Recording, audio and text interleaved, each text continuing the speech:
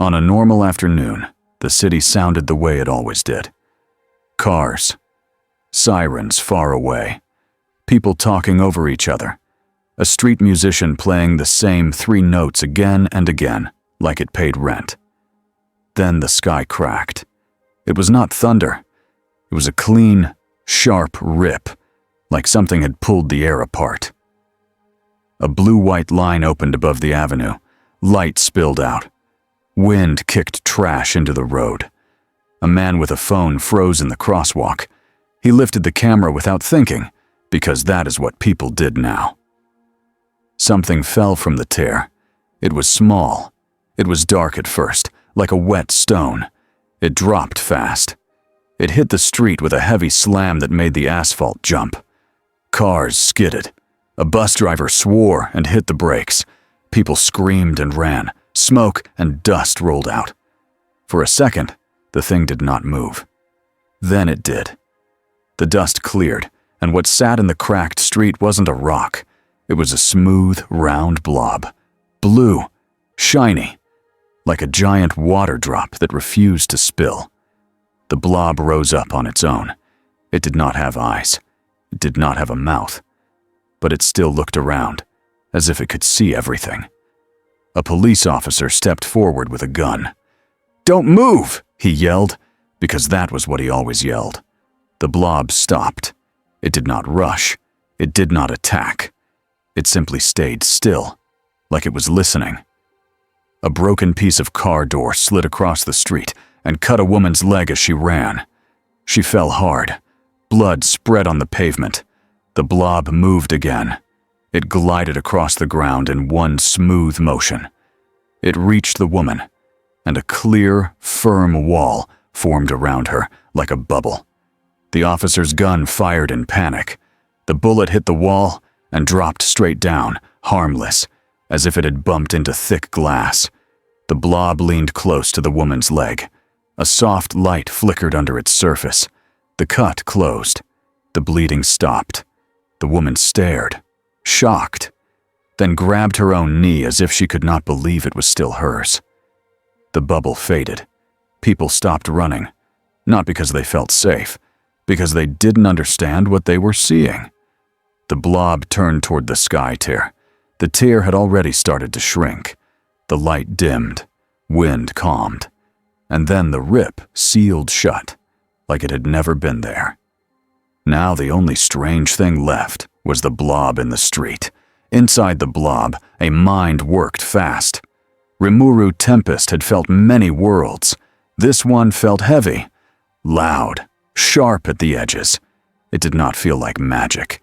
It felt like pressure and noise and fear. He shaped himself into a small, simple human form, not fancy. No armor, no crown. Just a young person's body with calm eyes. People flinched anyway. Rimuru looked at his own hands, then at the faces around him. Some were scared. Some were angry. Some were hungry for a story. "Okay," Rimuru said quietly. "New place." A loud thump hit the street behind the crowd. Then another. A helicopter swept down low. Cameras pointed like weapons. A big screen on the side of a nearby building flickered to life with a logo. The 7. Rimuru did not know the name, but he felt the shift in the crowd. People leaned forward like they had been waiting for this. A man in a cape landed first. Perfect hair, perfect smile, perfect posture. He looked like a statue that could talk. Homelander. He stared at Rimuru like he was deciding what to do with a bug. "All right," Homelander said, voice friendly in a way that made it worse. "Let's keep everyone calm. Buddy, you lost?" Rimuru watched him. The smile.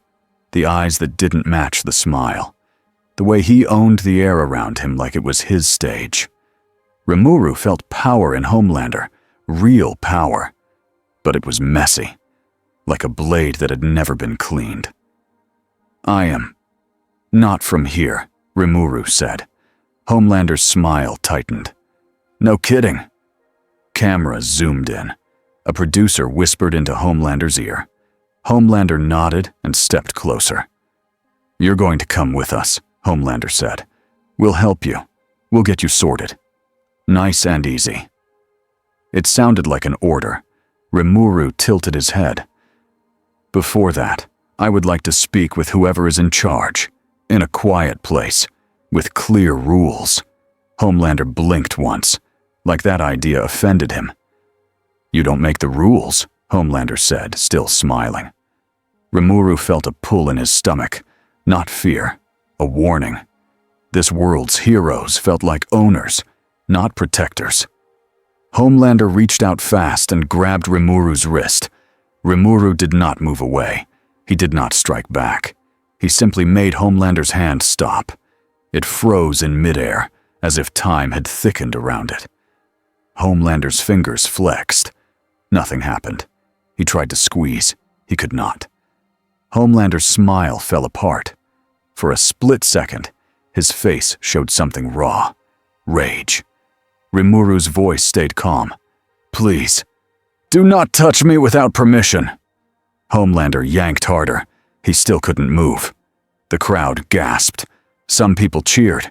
Some screamed. Cameras ate it up. Homelander's eyes flashed red. Rimuru raised one finger. A clear wall formed between them. The red light hit the wall and scattered, like a flashlight hitting ice.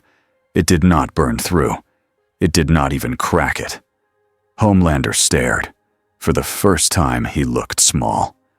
High above, inside Vought Tower, machines screamed. Alerts flashed. Men and women in suits leaned over screens. "This isn't Compound V," a scientist said, voice shaking. "It's not even close." In a darker room deeper inside the building, a sealed system that had been asleep for years woke up. Fans started. Lights turned on one by one.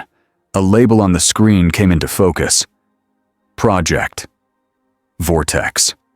And far above the city, where the tear had closed, a faint ripple moved through the sky again. Like something unseen had noticed Rimuru's arrival, and answered. Stan Edgar did not rush. He did not swear. He did not show fear. He stood at the window of his office, hands folded, watching the live feed like it was a weather report. On the screen, Homelander was stuck. Not trapped in a cage, trapped in embarrassment. Stan turned to the head of PR. "How long until this is on every phone?" "It already is," she said. "Good," Stan replied. "Then we control the next sentence people hear." A man from security spoke fast. "We can send in a strike team. Gas, nets. We have restraints rated for soups." Stan's eyes stayed on the screen. "That is not a soup. Not in the way you understand." A scientist stepped in, holding a tablet like it was a holy object. "His body is fluid. He changes structure at will. The energy readings are impossible." Stan finally looked away from the window. Impossible is a word used by people who are about to lose their jobs. He walked to the table and sat down. Calm, like he was about to sign a deal. "First," Stan said, "we define him." The scientist swallowed. "We don't have a name." Stan nodded once. "Then we give him one. Something simple, something the public can repeat." The PR lead offered. The Blue Savior. Stan's mouth barely moved. Not a smile. More like a warning. Too positive. "We don't know what he is." He tapped the table. "Containment. Conversation. Contract." The security chief leaned forward. "A contract?" Stan looked at him. "Everything in this building is a contract. People. Heroes. Truth." He pointed at the screen where the strange newcomer stood calm while the crowd screamed. "Send a team to offer safety and housing. Make it look generous. Meanwhile, I want full scans." The scientist hesitated. "If our tools can't read him, then we build tools that can," Stan said. A pause. Stan spoke again, softer. "Wake Vortex." The scientist's face changed. "Sir, Vortex is not approved for live use." Stan's eyes did not blink. It is now. In the street below, Rimuru watched the cameras. They were everywhere. Not just phones. Drones. Lenses on rooftops. A helicopter that hovered like a vulture. He had dealt with kings and monsters and armies. This felt different. This was a world where attention was a weapon. Homelander kept his arm out, still frozen in the air, and forced a laugh for the cameras. Okay, new guy's got a trick. That's fun. Rimuru released the hold slowly, not to be kind to Homelander, but to keep the crowd from exploding. Homelander's hand snapped back. He rubbed his wrist like it hurt his pride more than his skin. A woman in a suit approached. She held out her hands to show she wasn't armed. "Hello," she said, voice smooth. "I work with VOD International. We provide support for special situations. We want to help you." Rimuru watched her face. It was friendly. Her heart rate was not. "I want a meeting," Rimuru said, "with someone honest." The woman's smile stayed perfect. "We can arrange that." Rimuru nodded once. "Also, I want clear rules, written down." Her smile twitched. "Written rules." "Yes," Rimuru said. "Agreements prevent misunderstandings." Homelander let out a short, sharp laugh that sounded mean. "Listen to this. He wants paperwork." Rimuru looked at Homelander. "Paperwork keeps people safe." Homelander's eyes narrowed. "No. Paperwork keeps people controlled." Rimuru did not argue. He simply remembered it. Huey Campbell watched all of it from a cramped room that smelled like old coffee and metal. A laptop sat on a table. The video was shaky and loud. The captions couldn't keep up. Huey leaned closer as the blue stranger healed someone like it was nothing. Not a show. Not a pose. Just a quick fix, because someone was hurt. "That's not Vought," Huey whispered. Billy Butcher stood behind him, arms crossed, jaw tight. "It's something, and Vought will try to put a leash on it." Mother's Milk shook his head. "Did you see Homelander? He couldn't do anything." Frenchie looked amused and worried at the same time. "A thing that can stop Homelander. That is, not normal." Kimiko said nothing. She just watched. Her eyes stayed on the stranger's calm face. Huey replayed the moment again. The bullet hitting the invisible wall, the wound closing. "He didn't hurt anyone," Huey said. "He could have. He didn't." Butcher leaned in, voice low. "That's how it starts. Something shows up. Looks nice. Then it decides it knows best. Then you're living under it." Huey swallowed. "Or it could help." Butcher's eyes hardened. "Nothing helps for free." That night, Rimuru sat in a clean room with no windows. The bed was soft. The lights were warm. The food smelled fine. The whole place was built to say, "You're safe." Rimuru didn't believe it for a second. 2 guards stood outside the door. Their hands were close to their weapons. They were trying not to look nervous. A camera watched him from the corner. Rimuru looked straight at it. "You can stop hiding. I know you're there." No one answered. Inside his mind, a calm voice spoke with perfect patience. "Analysis complete. The observation device is transmitting in real time." Rimuru kept his face neutral. "Can you block it?" "Yes." "Do you want complete disruption or partial feed?" Rimuru thought of the street. The panic. People who might get hurt if the wrong person felt challenged. "Partial," Rimuru decided. "Let them think they are watching, but show them nothing that could help them hurt others." Understood. Rimuru leaned back and stared at the ceiling. He missed his home. Not the buildings, not the banners, the people. The feeling that when he made rules, they were meant to protect, not to trap. A knock came at the door. The woman in the suit stepped in with 2 men. One carried a tablet. One carried a folder. "We want to make this easy," the woman said. "We have options for you. Housing, a role, A way to belong here. Rimuru sat up. I want a name for you first. The woman blinked. A name? Yes, Rimuru said. So I know who I'm speaking with. She smiled again, forced. Ashley. Rimuru nodded. Ashley. Good. Now the rules. What do you want? Ashley opened the folder. We want to ensure public safety.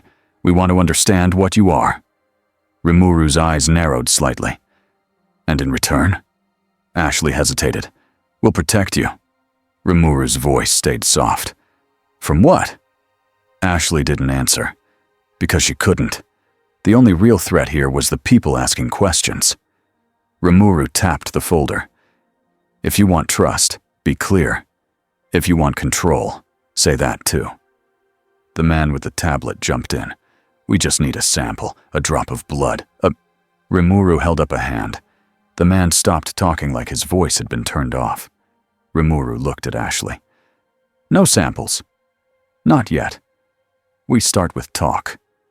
Ashley tried to keep her smile. We can schedule an interview, a controlled setting. Not controlled, Rimuru corrected. Safe and honest. Ashley's eyes flicked to the camera, then back. Fine, an interview. Rimuru nodded. Also, paper. A pen. Ashley looked confused. For what? Rimuru answered like it was obvious. To write the agreement. The men stared at him like he had asked for a dragon. Annie January sat alone in a dressing room and watched the same clip again and again. The blue stranger healing the woman. The way he didn't show off. The way he asked for rules. Annie had spent too long around Vought to trust a pretty story, but this didn't look like an act. It looked like instinct. Her phone buzzed. A message from a number she didn't recognize. Huey, I think he's not like them. I think we should talk to him before Vought turns him into a weapon. Annie stared at the screen. Her hands tightened. If she did nothing, Vought would bury the truth. They always did.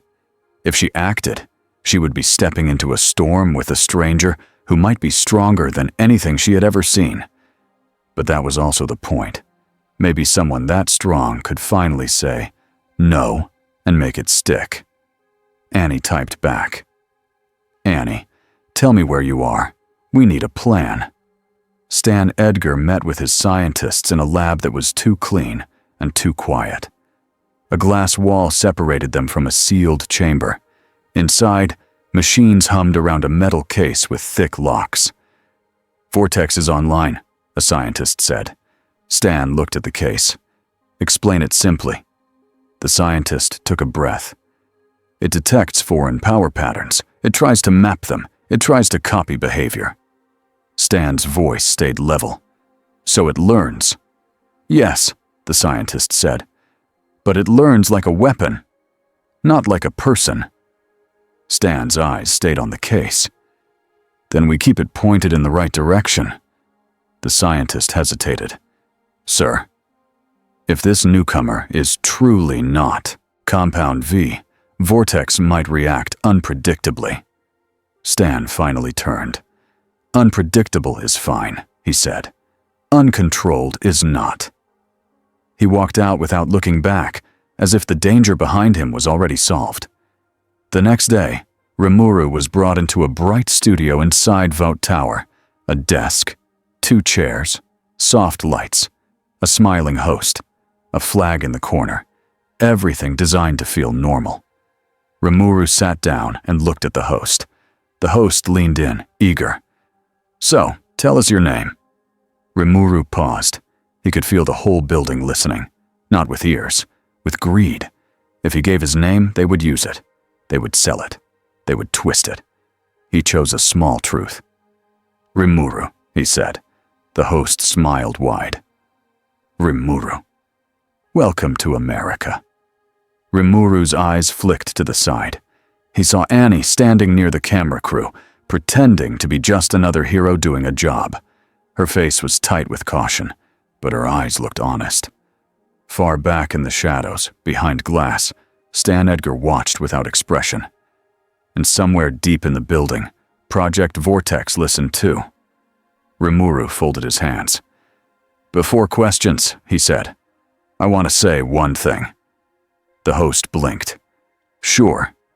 Rimuru spoke clearly, so even a child could understand. I am not your property, he said. The room went very still. Later that evening, Huey slipped into a service hallway with Annie, hearts pounding, moving like they had done this 100 times and still hated it. A door at the end of the hall opened without a key, not because someone unlocked it, because it simply decided to be open. Rimuru stood inside, calm as ever, like he had been waiting. Huey froze. How did you? Rimuru tilted his head. I asked the door. Annie almost laughed, then caught herself. Rimuru looked at them both. You are not with the ones who tried to take samples. Huey shook his head fast. No, we're not. Annie stepped forward carefully. I'm Annie. They call me Starlight. Rimuru nodded. Annie. Huey. Huey blinked. You know my... Rimuru tapped his own temple. I listen. A lot. Annie took a breath. We need to tell you what this place is. Rimuru's face did not change, but his eyes sharpened. I'm already guessing. Huey swallowed. This world, it's not fair. Heroes here. Most of them are not heroes. Rimuru waited. He did not interrupt. He did not rush.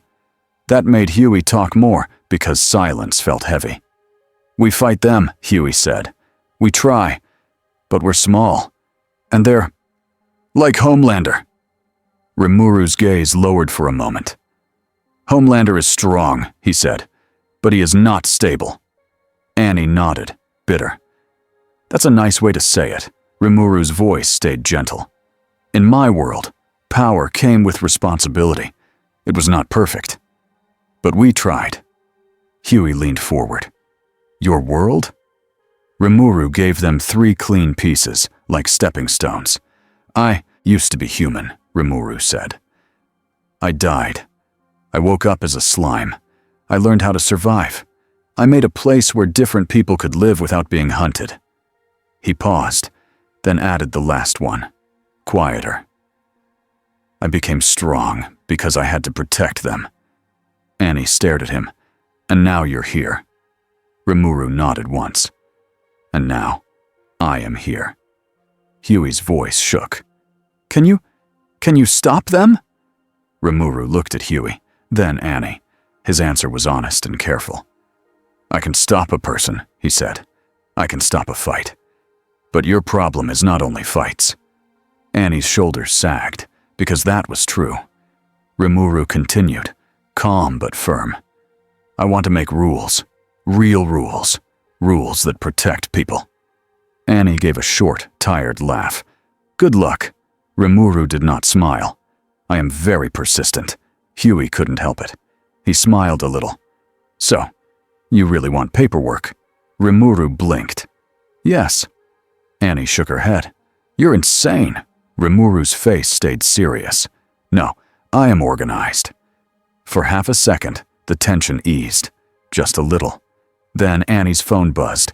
A warning from someone inside Vought. Annie. They're moving. Event today. Unity rally. Homelander will be there. Annie's face hardened. They're setting something up. Rimuru's eyes narrowed. A trap.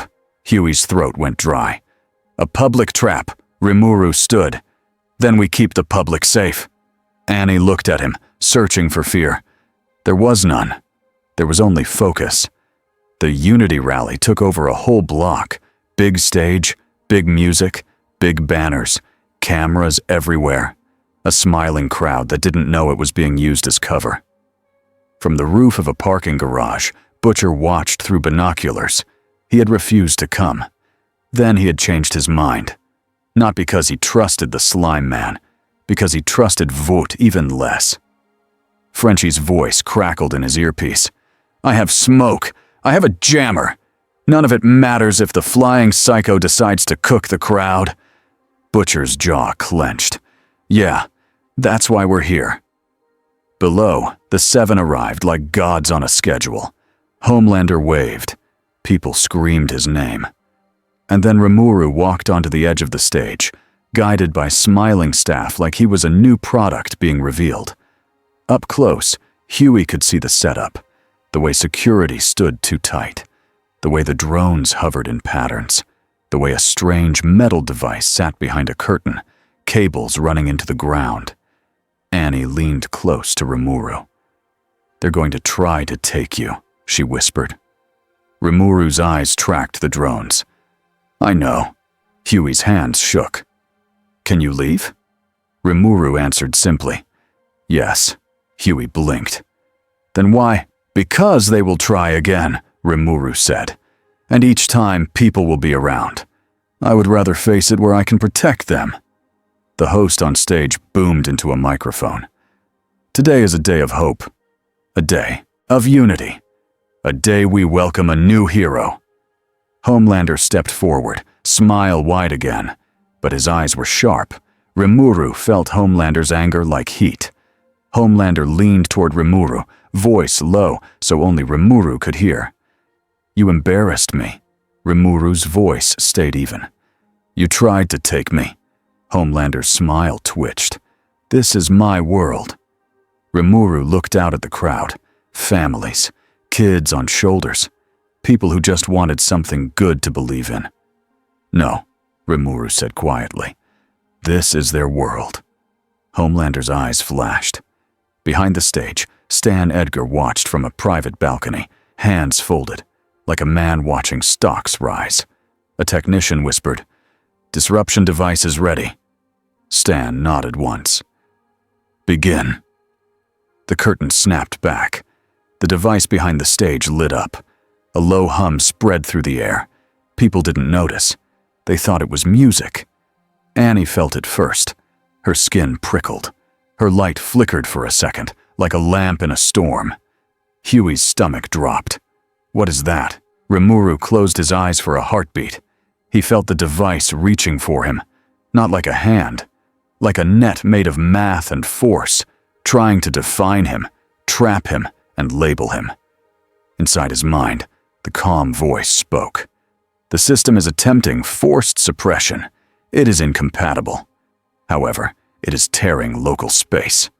Rimuru's eyes opened. "Stop the device," he said. Annie turned toward the staff. "Shut it down!" They didn't. They couldn't. They were ordered not to. Homelander raised his arms like he was welcoming applause. "Everyone stay calm. This is just a safety check." The crowd clapped, confused. Then the device screamed. A thin black-blue line opened in the air above the stage. Smaller than the first tear that brought Rimuru here, but uglier.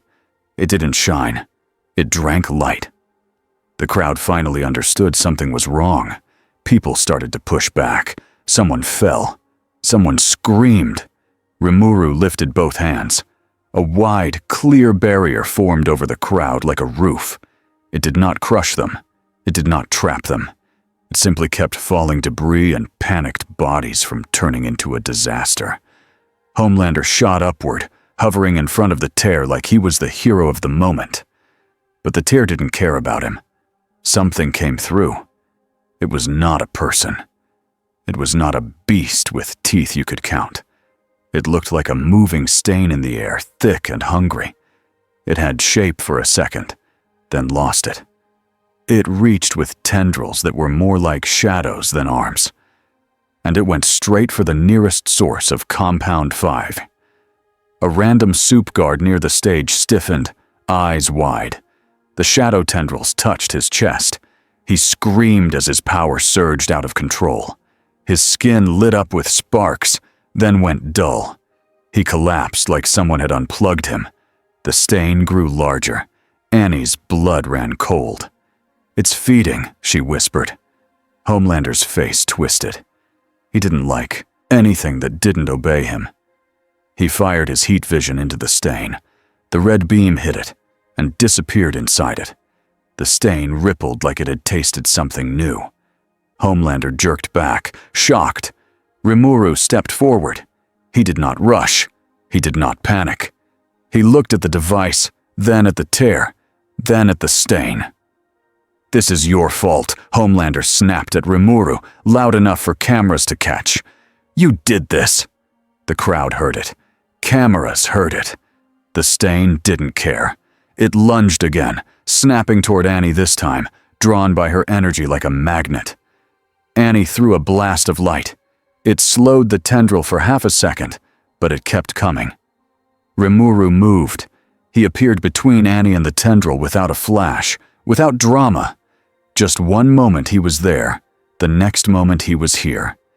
He held up one hand. The tendril hit an invisible wall and splattered like ink on glass.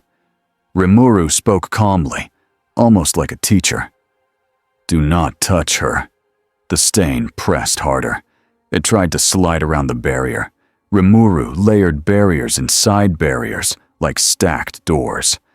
The stain pushed through one and hit the next. It learned. It changed. It got smarter by the second. From the rooftop, Butcher watched, mouth slightly open. "Jesus," he muttered. "That thing's not just strong. It's cheating." Frenchie whispered in his ear. "It is like a bad idea given a body." Butcher's eyes stayed locked on Rimuru. "And that one is worse." Below, Huey dragged a fallen kid away from the crush, coughing, eyes watering.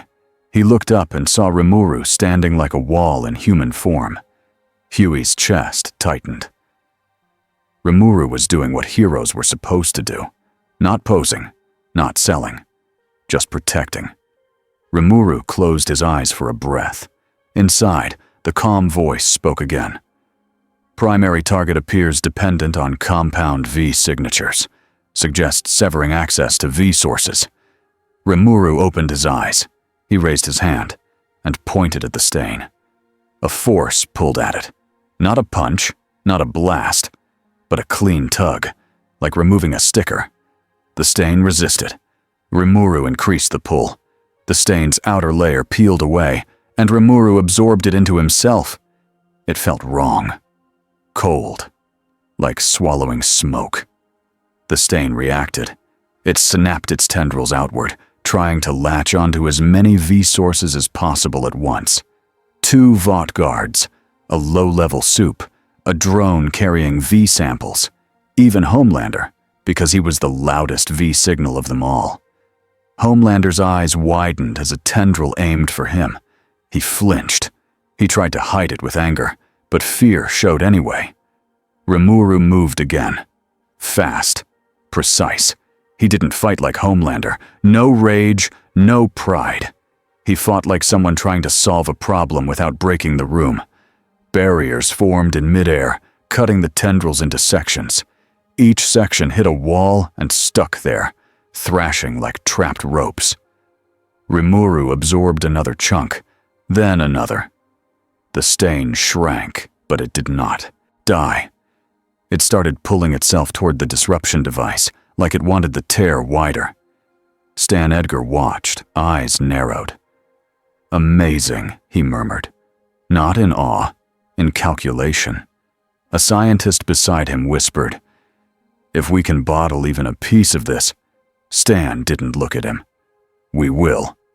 On stage, the host had run. The crowd screamed behind Rimuru's barrier roof. People pressed against it, not trapped, but scared, because they didn't understand. Huey shouted into his radio, "We need them out! We need a path!" Rimuru heard him anyway. He stepped back, lifted both hands, and reshaped the barrier roof. A clear corridor opened through the crowd, like a hallway made of air, leading to side streets. People stumbled into it, then ran. Rimuru kept the walls steady, even as the stain fought to grow.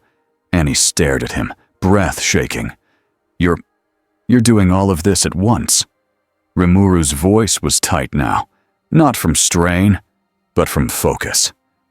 "If I let go, people die." Annie's jaw clenched. She turned and blasted at the device's power cables. Sparks flew. The hum stuttered. The tear in the air wobbled. The stain panicked. It surged toward the tear like an animal trying to escape a cage. Rimuru made a decision. He could swallow the whole thing. He believed he could, but he also felt something else. A thin thread, like the stain was tied to the tear itself. Like it was not only a creature, but also a symptom, a reaction. If he forced it all into himself at once, he might pull more of that unstable space with it. That could make the tear worse. So Rimuru chose control over speed. He compressed the stain instead. Invisible pressure closed around it from all sides. The stain shrank into a dense, shaking ball the size of a basketball. It thrashed. It tried to bite at the air. Rimuru held it steady and spoke a simple command, as if words mattered to the world. "Stay." For 1 second it did. Then, like a snake shedding skin, a thin sliver peeled off the back of the ball. So small most people didn't see it. It slipped down through a crack in the stage floor and vanished into the service tunnels below. Rimuru's eyes flicked down. He noticed. His expression did not change, but a cold line formed in his thoughts. Fragment escaped. Tracking recommended. Rimuru absorbed the main ball fully, sealing it inside himself like a locked box. The tear in the air shrank as Annie's blasts damaged the device. With a final shudder, the black-blue line snapped shut. Silence hit hard. Then the crowd noise returned, louder than before. People cheered. People cried. People screamed at each other. Cameras zoomed in on Homelander, waiting for him to claim the moment.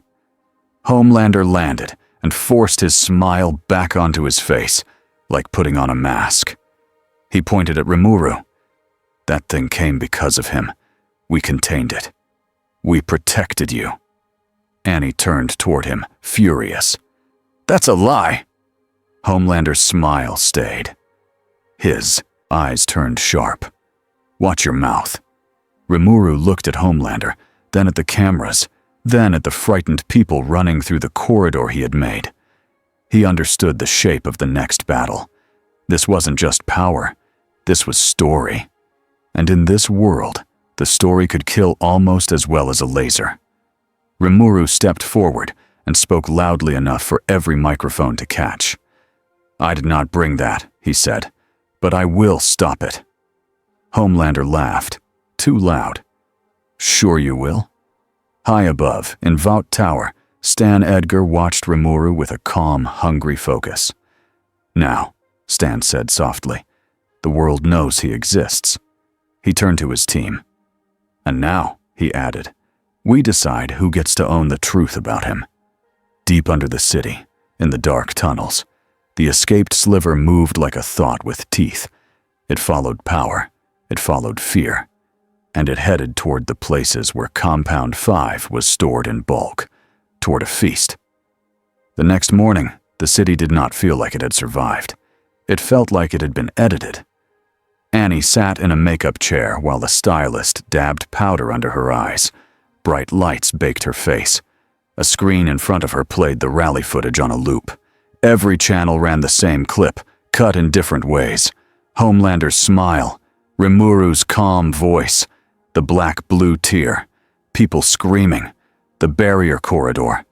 The moment Rimuru said, "I am not your property," Vought's version came right after.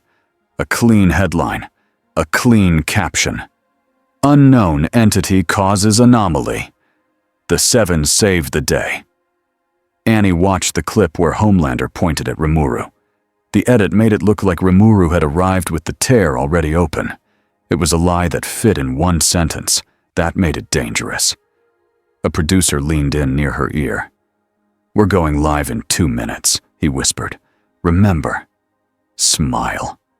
Say you're grateful. Say the public is safe because Vought acted fast." Annie's hands clenched on the chair arms. "What about the truth?" she asked. The producer smiled like she was a child. "The truth is what people can handle." Annie looked past him, through the glass wall, into a darker room where Stan Edgar stood with his hands behind his back. He did not move. He did not frown. He watched Annie like she was a number on a report. When the countdown hit 0, Annie did what she always did to survive. She smiled, but her eyes stayed cold.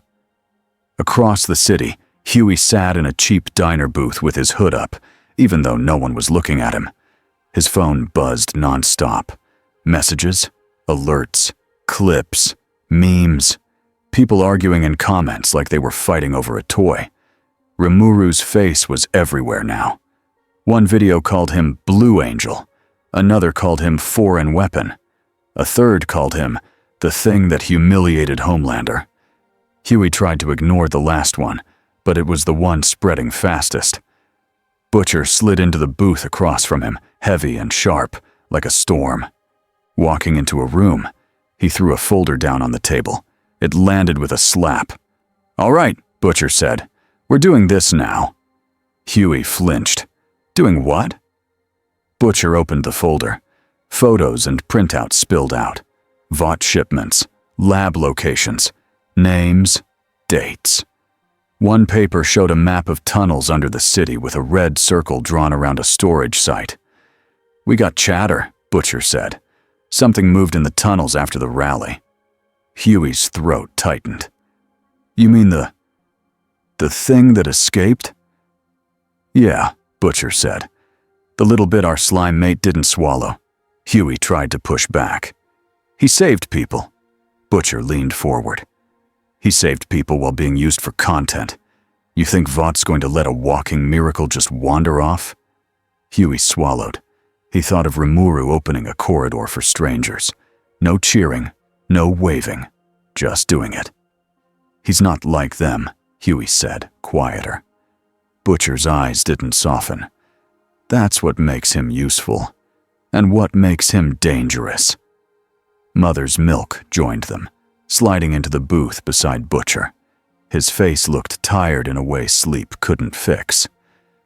"We don't get to pick perfect allies," said. "We get what we get." Frenchie arrived with 2 coffees and a grim look. "There is more," he said.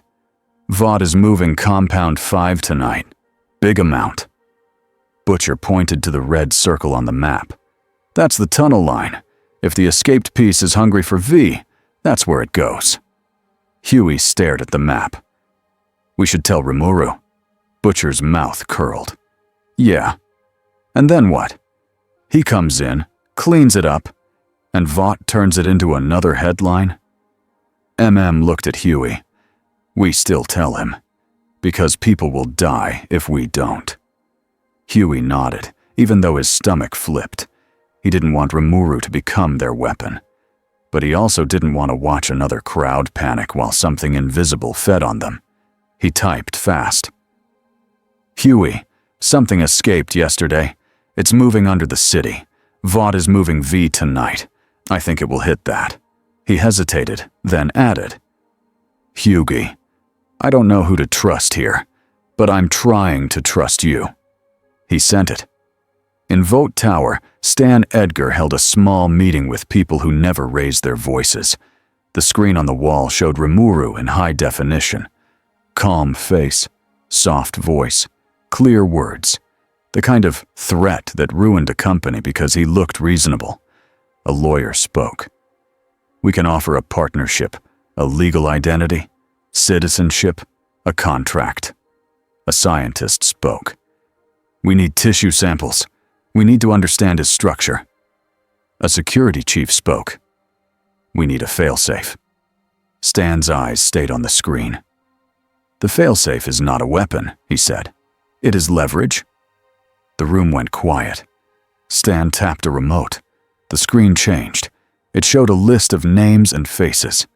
People Rimuru had spoken to. People Rimuru had healed at the rally. The woman whose leg was cut. A child who had fainted in the crowd. A Vote staffer who had helped guide him. "Find the pattern," Stan said. "He chooses to protect. That is his habit. Habits are handles." The lawyer frowned. "Are you suggesting we threaten civilians?" Stan looked at him with calm disgust. "No. I am suggesting we build a situation where he must choose us to protect civilians." Stan turned to the scientist. "Status of Vortex?" Active, the scientist said. It is learning from the recordings. It is trying to model his barrier behavior. And the anomaly? Stan asked. The scientist hesitated. The main mass is gone, but our sensors picked up a trace moving through underground lines. Small, fast. It reacts to Compound 5.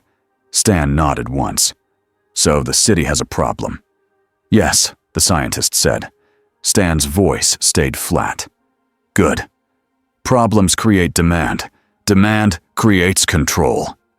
On another side of the country, a woman stood behind a podium with flags behind her, smiling like a promise. Victoria Newman. She spoke about safety, about regulation, about corporate accountability, about protecting families. Behind the scenes, her aide whispered into her ear. Newman's smile did not change. After the cameras shut off, Newman walked into a private room and shut the door.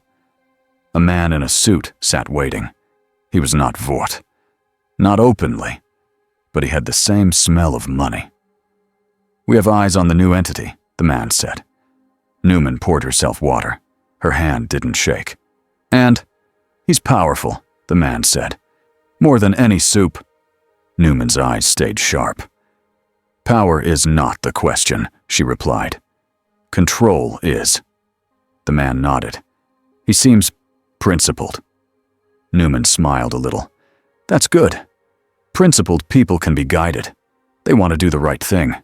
You simply define what right means. The man shifted.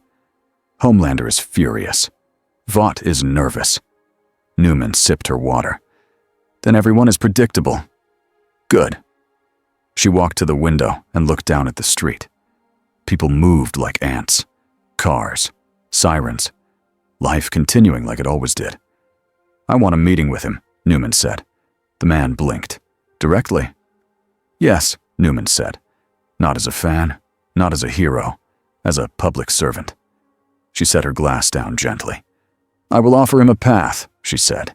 And if he refuses, I will learn what makes him refuse. Under the city, the escaped sliver moved. It did not think in words. It thought in hunger and direction. Compound Phi was a smell to it. A bright signal in the dark. It drifted through pipes and cables, sliding along air currents in narrow spaces humans never saw. It passed rats. It passed water dripping in slow beats. It passed the vibration of trains. Every time it found a faint V-trace, it leaned in and tasted it. It grew just a little. It learned just a little. It had learned one important thing from the big fight. The blue one could trap it. The blue one could eat it. So it learned a second rule. Don't fight the blue one. Hide inside what the blue one won't destroy. It reached a storage junction where a low-level Vought transport crew had left crates for pickup. Some were sealed, some were not. A guard stood nearby, bored, humming to himself, a Temp V injection kit tucked in his pocket. The sliver flowed up his boot like spilled ink. The guard scratched his leg, annoyed, and kept humming. The sliver slipped under his skin. The guard's eyes widened for a second. He blinked hard, then looked around like he had forgotten why he was there. Then he smiled. Not because he was happy, because something inside him was pleased. Above ground, Rimuru stood in a clean hotel room that Vought had gifted him, holding a pen like it was a sword. A stack of blank paper sat on the table. Rimuru had asked for it. They had delivered it like a joke. Ciel's voice spoke inside him, calm and exact. Incoming message from Huey Campbell. Rimuru read the text once, then again. He felt the familiar pull in his chest, the sense that if he did nothing, someone would suffer. The sense that every second mattered. He also felt something else, a creeping thought that had started growing since he arrived. This world was built to push people into traps. If he ran to every trap, he would spend forever running. If he crushed Vought openly, he would become the world's newest king. He knew what kings looked like in this place. He had met one already in a cape. Rimuru set the pen down. He chose a middle path. Not soft, not brutal, structured. He opened the door. A vault guard stood there, stiff and nervous. Rimuru smiled politely. "Hello." The guard swallowed. "Hello, sir." "I need a meeting," Rimuru said. "With Stan Edgar." The guard blinked. Now," Rimuru added, still calm. The guard's eyes widened. I can't." Rimuru held up a paper with a simple list written on it. It was a meeting agenda. Tunnel threat, safety plan. "Rules, I made notes," Rimuru said. Like that helped. The guard stared. You wrote an agenda?" "Yes," Rimuru said. The guard looked like he didn't know whether to laugh or cry. Rimuru leaned in a little, voice quiet but firm. "People could die tonight. If you delay, it will be on you." The guard swallowed and nodded fast. "I'll call." Rimuru stepped back into the room and looked at his papers again. He wrote a title at the top of the page. Temporary Public Safety Accord. He had built a nation with rules before. Rules had kept monsters and humans from tearing each other apart. Maybe rules could do something here too. Even if this world hated rules. Even if the people in charge only loved cages. That evening, the tunnel line turned into a battlefield. No one on the surface understood. Huey crouched behind a concrete pillar while MM checked a small device Frenchie had built. Annie stood with them in plain clothes, hood up, eyes scanning the dark. Butcher's voice was low. "Vaught's convoy comes through in 5 minutes." Huey looked at the shadows. "And the escaped piece?" Frenchie held up a small sensor, its lights blinking. "It is here," he said. "Not large, but clever." Annie's jaw tightened. "I hate this," Butcher snorted. "Welcome to the job." Then the air changed. A cool pressure rolled through the tunnel, like someone opened a freezer door. Rimuru stepped out from behind a parked service truck, like he had been there the whole time. Huey jumped. "You scared me." Rimuru blinked. "Apologies. I did not mean to." Butcher narrowed his eyes.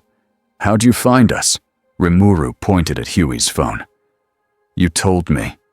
Butcher's mouth twisted. "That's not what he means." Rimuru looked at the tunnel. His senses stretched into the walls, into the pipes, into the air itself. "I can feel it," Rimuru said. Annie leaned closer. "Where?" Rimuru lifted one hand. A thin barrier line traced along the tunnel like a clear ribbon. "There," Rimuru said. "Inside someone." The Vault convoy arrived right then. 2 armored trucks, 6 guards. A low-level soup escort with glowing eyes, trying to look important. They didn't see the boys at first. They didn't see Rimuru at all. Then Rimuru stepped into the open. The convoy braked hard. Guards raised guns. The soup escort stepped forward, eyes glowing brighter. "You!" the soup snapped. "You're not supposed to be here." Rimuru spoke calmly. "You are transporting Compound V." The guard leader barked. "Fire!" Bullets hit Rimuru's barrier and dropped like rain on glass. The sound echoed. The guards stared in disbelief, then fear. The Supi escort launched forward. Rimuru didn't move. The Supi hit a barrier and bounced back like he'd run into a wall he couldn't see. He crashed onto the concrete, groaning. Rimuru looked at the guards. "Do not panic," he said. "Put the weapons down." One guard laughed nervously. "Who the hell are you?" Rimuru paused. His name was already out there, but in this world, names were hooks. He didn't want to be a brand, so he gave a small truth again. "I am someone who does not want you to die," Rimuru said. Butcher muttered, "That's not an answer." MM shot him a look. "Shut up." Rimuru's gaze shifted to one guard near the second truck. The man's smile was too wide. His eyes were too flat. The sliver inside him noticed Rimuru's attention. It pushed. The guard's veins darkened under his skin for a second. His body jerked as if something yanked his strings. He pulled a Temp V injector from his pocket and jammed it into his own neck with a desperate speed. Annie shouted, "No!" The man's eyes lit up with a sick, bright energy. Electricity crackled from his hands. He screamed, not in pain, but in a wild rush. The sliver fed. It ballooned inside him like a storm in a bottle. The man fired lightning at Rimuru. Rimuru caught it with a barrier. The lightning crawled along the barrier surface, searching for a crack. Rimuru tightened the barrier until the lightning collapsed into harmless sparks. The possessed guard stumbled back, then lunged toward the truck. He wanted the cargo. He wanted more. Rimuru moved so fast Huey barely tracked it. Rimuru appeared beside the man, placed 2 fingers on his shoulder, and froze him in place. Not as a statue, as a paused decision. The man's mouth moved, but no sound came out. His eyes darted, terrified now, because something inside him wanted control, and he could feel it. Rimuru spoke to him gently. "You are being used." The man's eyes watered. He couldn't nod. He couldn't speak. But fear in his eyes said yes. Ciel's voice spoke inside Rimuru. "Foreign fragment detected. It is embedded. Suggest extraction without lethal force. Risk. Fragment may split." Rimuru's expression tightened. He didn't want to kill a host body, not for a parasite. He raised his other hand and formed a second barrier, thin and precise, around the man's chest. He pulled.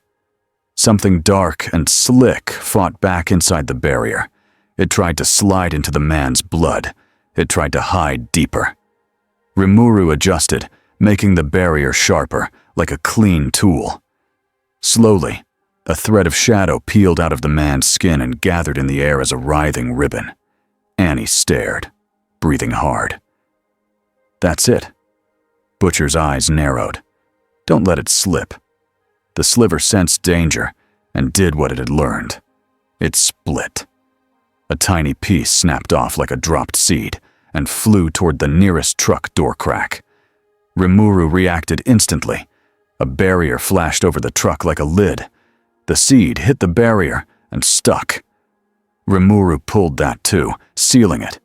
In seconds, the entire sliver mass hung in the air, trapped in clear layers like an insect in resin. The guard collapsed, unconscious but alive. Ran to him and checked his breathing.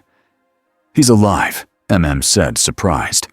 Butcher stared at Rimuru. "You could have just killed him and been done." Rimuru's eyes stayed calm. "Yes." Butcher's voice rose. "So why didn't you?" Rimuru looked at him. "Because he is a person." Butcher scoffed, but something in his face twitched, like the answer hit a place he didn't like. Rimuru compressed the trapped sliver into a small, dense sphere. He did not absorb it this time. He sealed it. Ciel, Rimuru thought. Containment prepared. Multiple redundant layers. Fragment cannot escape without external disruption. Rimuru exhaled slowly. This will not spread tonight. Huey let out a breath he hadn't noticed he was holding. Annie stepped closer. "Vought will come for that." Rimuru nodded. "I know." Butcher pointed at the trucks. "And what about all that V?" Rimuru looked at the armored doors. He could break them like cardboard, but he didn't. He turned to Huey and Annie. "I will not be the one who steals it," Rimuru said. "But I will be the one who stops it from hurting people." Butcher barked a laugh. "Mate, you're in the wrong universe." Rimuru picked up the pen he had tucked in his pocket, as if that was normal in a tunnel fight. He held up a paper he had folded. "I have a proposal," Rimuru said. Butcher blinked. "Is that?" "Yes," Rimuru said. "An agreement." Huey couldn't help it. He smiled, shaky. "You brought paperwork to a hostage situation." Rimuru looked serious. "It helps." Annie rubbed her forehead. "This is unreal." Rimuru looked at the trucks again. We need rules, he said. Not for Vogt, for everyone, including me.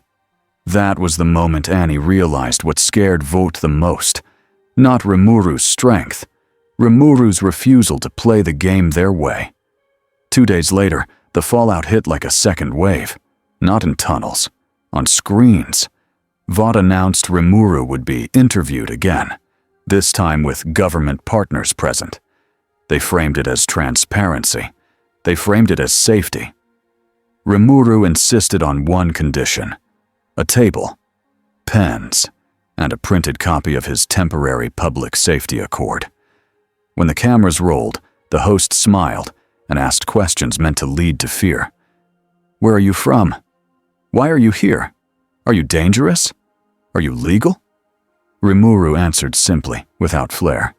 He spoke like the words mattered. I protect people, he said. I do not want to be owned. I do not want to be worshipped. I want clear rules. The host laughed lightly. Rules for who? Rimuru held up the paper. For power.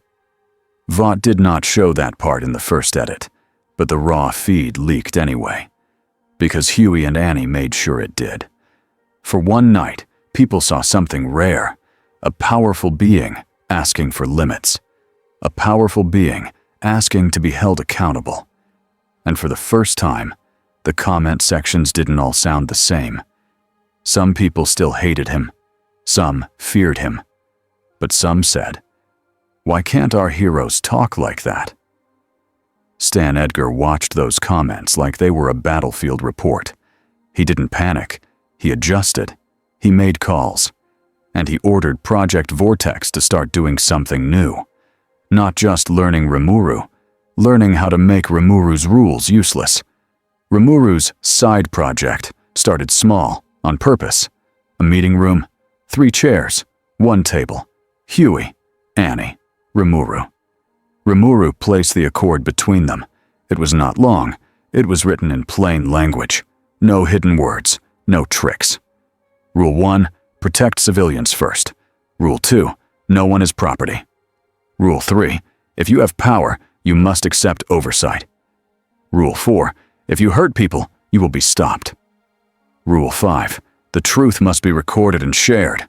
Huey read it twice. This is actually normal. Annie let out a breath.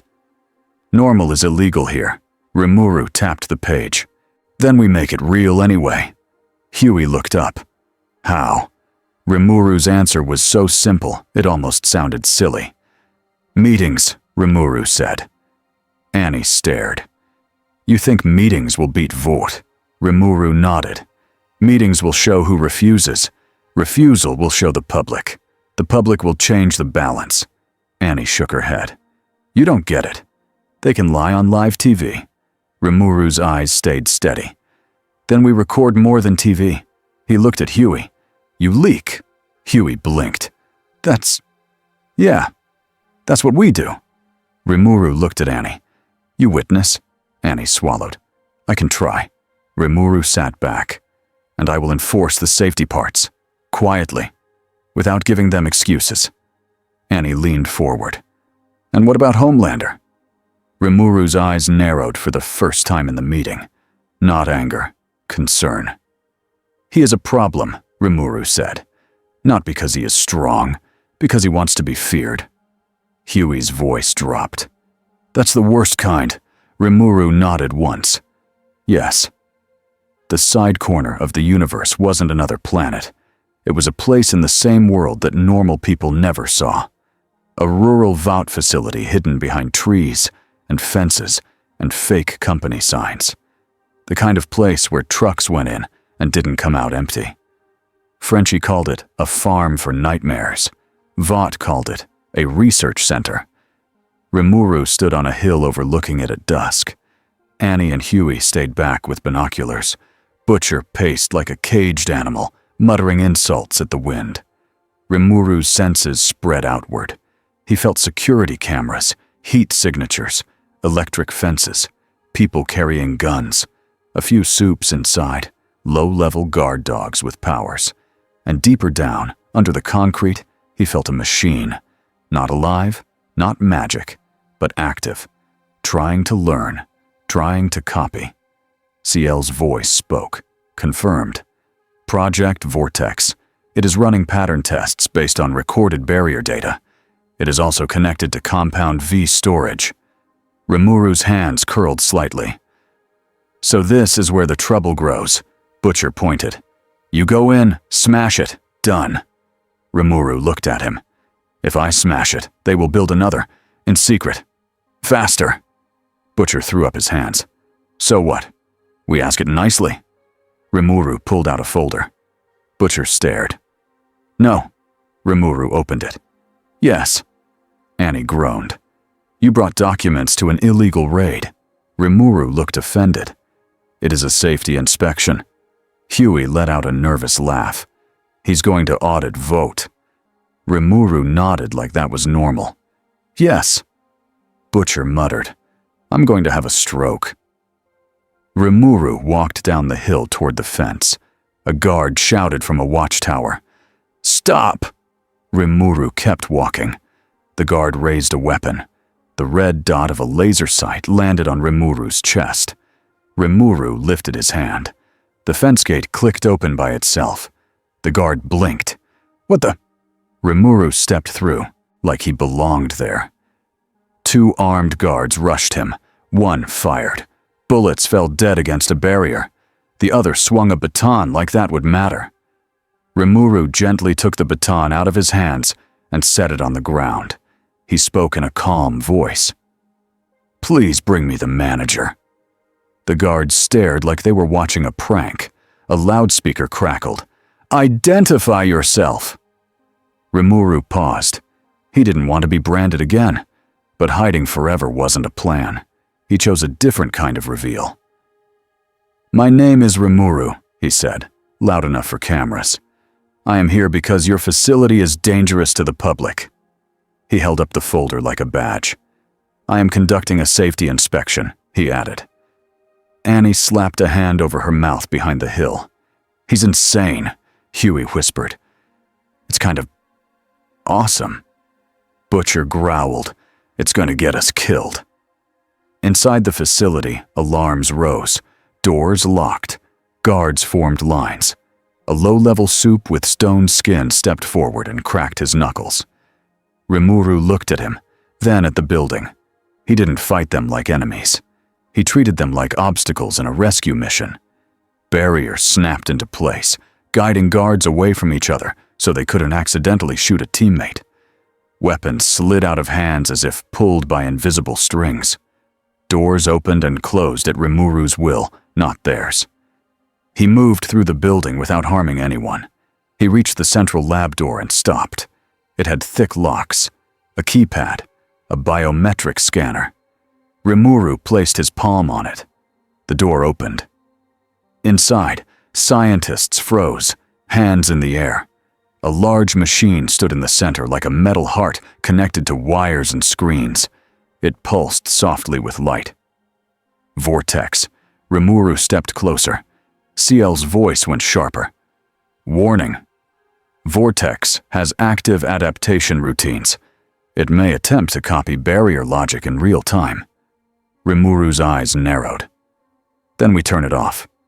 A scientist stammered. You can't. It's proprietary. It's... Rimuru looked at him. It is dangerous. The scientist swallowed. It's meant to protect. Rimuru cut him off gently. It is meant to control.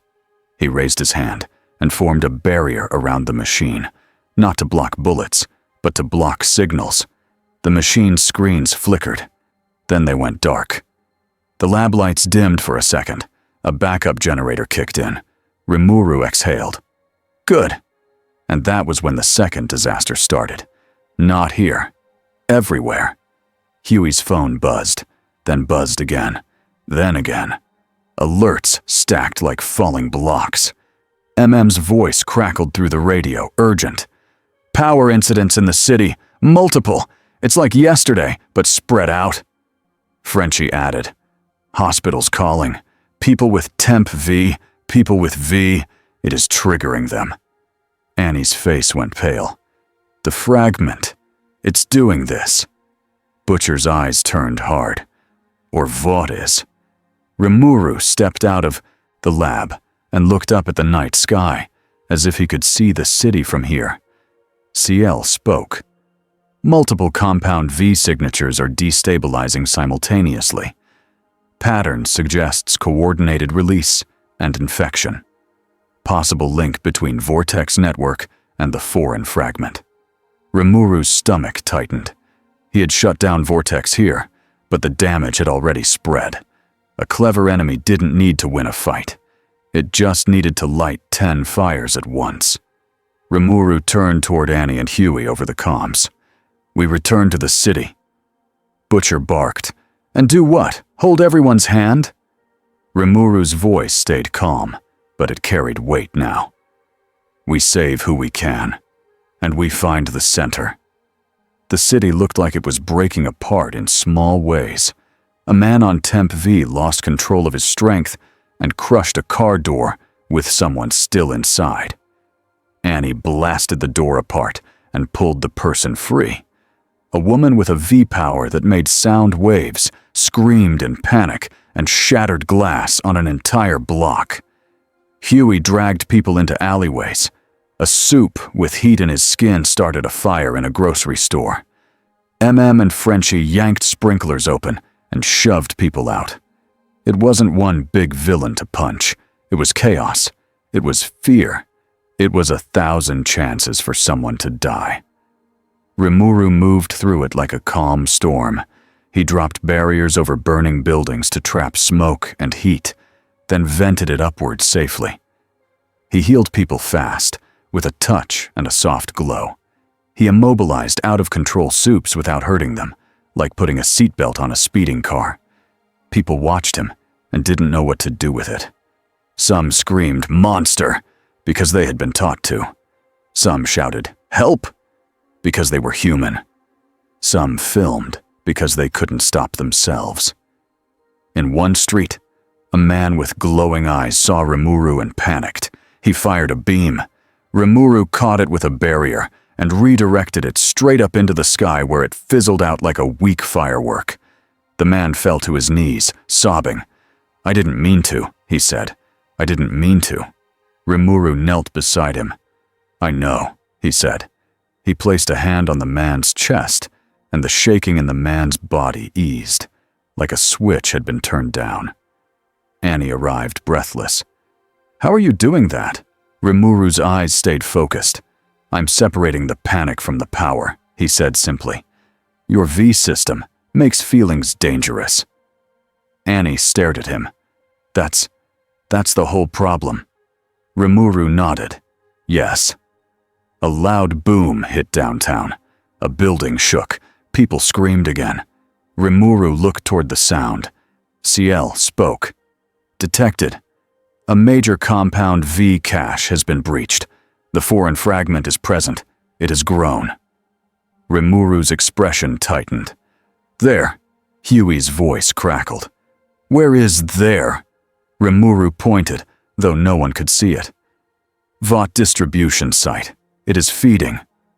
Butcher's voice cut in. Rough. "Of course it is." Rimuru moved. He didn't fly like Homelander. He didn't make a show of it. He simply crossed distance.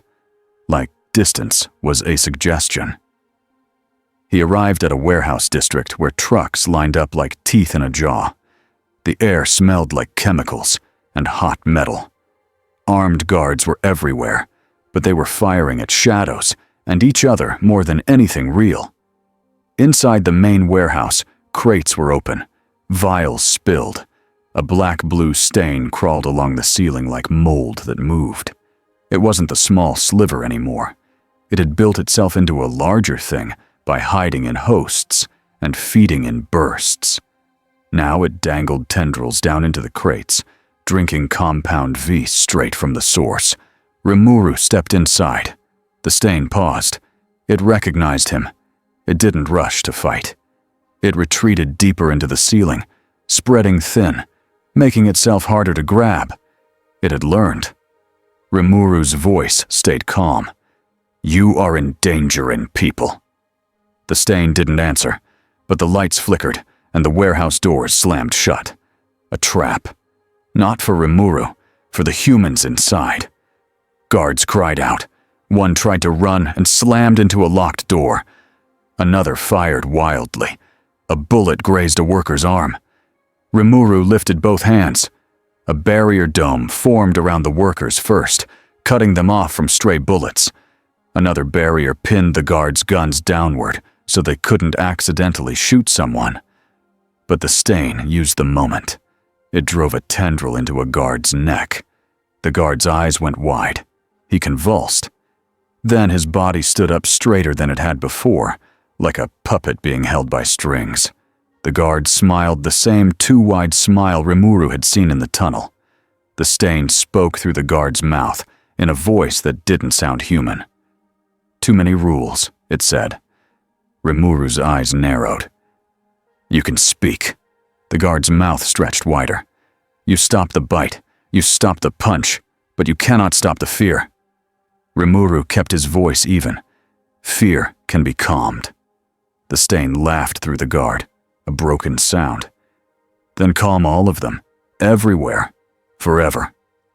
Rimuru understood the challenge, not a fight, a question. Can you protect everyone without becoming a cage? Rimuru took a slow breath. CL, he thought. Ready. Rimuru's barriers changed. They didn't just block, they guided. He opened exits and corridors for workers, like he had at the rally, but smarter now. He directed people out in calm lines, not stampedes. He lowered panic with a gentle pressure in the air, like a quiet blanket over loud thoughts. Annie and Huey burst in from a side door, faces tight. Annie shouted, "Rimuru!" Rimuru didn't look back. "Get them out," he said. "Now!" Huey nodded and ran to pull workers toward the corridor. Annie blasted a falling crate away from a child. Butcher arrived last, gun raised, eyes wide at the stain spread across the ceiling. "What the hell is that?" He muttered. "The escaped fragment," Rimuru said. "It learned." Butcher aimed upward. "Then we burn it." Rimuru's voice hardened. "No." Butcher snapped. "Why not?" "Because it is using people," Rimuru said. "If you burn it, you burn them too." Butcher's jaw clenched so hard it looked painful. "Sometimes, that's the price." Rimuru finally looked at Butcher. His eyes were calm, but there was something heavy behind them now. "That is not a price I will pay," Rimuru said. For a second, the warehouse felt smaller, like the air was holding its breath. The stain used that tension. It shoved more of itself into the guard host and made the host's body surge with stolen V energy. Lightning crawled over his skin. His arms lifted like claws. He lunged at Rimuru. Rimuru did not dodge. He caught the guard gently, like catching someone who tripped. Rimuru held the guard's shoulders, steadying the shaking body. Then Rimuru pulled the stain out. It fought like a live wire. It snapped and split and tried to dive into the nearest crate. Rimuru's barrier snapped shut around every vial in the room at once, sealing them like 100 tiny safes. The stain hit invisible walls again and again. Rimuru's voice turned simple. "Enough!" He compressed the stain, not into a ball this time, but into a thin sheet, trapped between layers, so it couldn't hide depth. Then he wrapped it, folded it, sealed it. The stain thrashed. It tried to slip a hair-thin thread into a crack. CL spoke inside Rimuru. "It is attempting micro-escape. Suggest multi-layered sealing plus spatial displacement." Rimuru nodded slightly. He opened a tiny pocket of space, like a locked closet made of nothing. He placed the sealed stain inside, then closed it with more layers than a normal lock had any right to have. The warehouse lights steadied. The guard host collapsed, breathing, alive. Annie stared at Rimuru, chest heaving. You just locked it away." Rimuru nodded, for now. Butcher's eyes stayed hard. "And then what?" Rimuru looked at the scattered crates, the spilled vials, The workers trembling in the corridor, the guards who didn't understand what they'd almost helped unleash. Then we build something that makes this harder to repeat, Rimuru said. Butcher scoffed. You mean your little rule paper? Rimuru's voice stayed calm. Yes. Butcher took a step closer. You really think you can fix this world with a council meeting? Rimuru didn't flinch. I do not think meetings are magic, Rimuru said. I think they reveal who refuses to stop harming people. He looked Butcher straight in the eye. And when someone refuses, Rimuru said, then I know exactly who I must stop. Butcher's stare held, and for a second, Huey saw something in Butcher's face that almost looked like respect. Almost. Sirens grew louder outside. Helicopters chopped the air. Vought response teams were coming. Cameras too. Annie grabbed Rimuru's arm. We need to leave. Now. They'll spin this. Rimuru nodded. I know. Huey looked at the workers still filing out. We saved them. Rimuru looked at Huey. Today. Huey swallowed. Yeah. Rimuru's gaze lifted to the night sky where drones hovered like insects. This universe is watching, Rimuru said. Annie's voice was bitter. It's always watching. Rimuru's eyes narrowed. Then we give it something real to see. The next week felt like a strange war fought with paper, cameras, and fear. Rimuru kept doing rescues. Quiet ones. No stage, no speeches. Just people pulled from burning rooms, stabilized from runaway powers, healed from injuries that shouldn't have healed. Huey started calling it the unofficial hero shift. Annie called it the work Vought pretends to do. But Rimuru didn't stop there. He scheduled meetings. He requested oversight. He sent the temporary public safety accord to lawmakers, watchdog groups, hospitals, even police departments. Most ignored it. Some mocked it. A few read it in silence, didn't know what to think. And every time someone refused to meet him, Rimuru wrote the refusal down. Date, time, name. Huey watched him do it in a small rented room that had become their makeshift office. You're really keeping minutes, Huey said. Rimuru looked up. Yes. Annie paced. This is not going to play the way you think. Rimuru's voice stayed steady. It does not need to play. It needs to exist. Annie stopped pacing. What does that mean? Rimuru held up the folder of notes. If power has no record, it becomes a rumor. Vought owns rumors. Records belong to everyone. Huey felt a chill, not fear. Hope. But hope in this world always came with a cost. That cost arrived in the form of a polite invitation, a meeting with Victoria Newman. Annie read the message and went pale. That's big. Butcher, leaning in the doorway, snorted. That's trouble. Rimuru looked at the invitation. She wants control, Huey asked. How do you know? Rimuru answered simply. She is a politician. Annie let out a short laugh that wasn't happy. Fair. Rimuru set the invitation down beside his accord papers. He didn't look scared. He looked tired in a quiet way. Not because he was losing fights, because he was learning the real shape of the battlefield. And he was starting to understand the hardest rule of this world. Even when you save lives, someone will still try to turn you into a weapon, or a villain, or a product. Rimuru picked up his pen. He added a new line to the accord draft. Rule 6. No one is above the rules, not even the one enforcing them. Annie watched him write it. You're putting limits on yourself? Rimuru nodded. Yes, Huey whispered.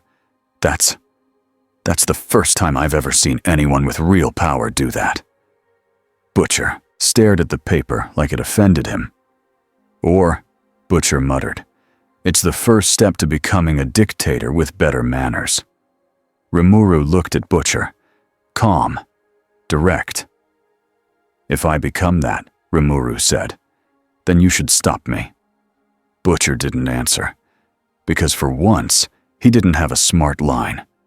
Outside, the city kept moving. Vought kept spinning. Homelander kept smiling for cameras while his anger boiled underneath. And somewhere in a sealed pocket of space, the V-feeding anomaly pressed against invisible walls, testing for weakness, waiting for an opening. Not to win a fight, to win the story. 2 weeks passed, and Rimuru learned something important. This world did not calm down after a disaster. It just found a new angle for the cameras. He built a routine anyway. Every morning, he checked the safe rooms first. They were not fancy.